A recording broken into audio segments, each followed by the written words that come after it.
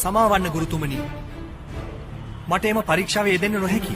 එසේනම් ගුරුතුමනි පරීක්ෂාව සමාප්තයි. මමයි සර්ව ශ්‍රේෂ්ඨ ශිෂ්‍යයාද. එසේ ගුරුතුමනි. අද දේවදත්ත සර්ව ශ්‍රේෂ්ඨයා වූ අදේ. මම පක්ෂියෙකු මරන්නේ නැහැ.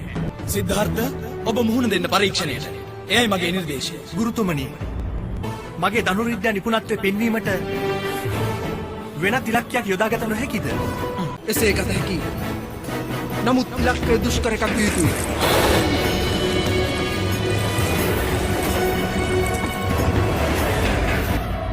මෙය ඔබට හැකි උපරිම ජවයෙන් අහස දෙසට විසි කරන්න. මේ මට ඉතා පහසු ඉලක්කයක් දේවදත්ත. ඇයි උපහාසයට ලක්වන්නේ තමාම?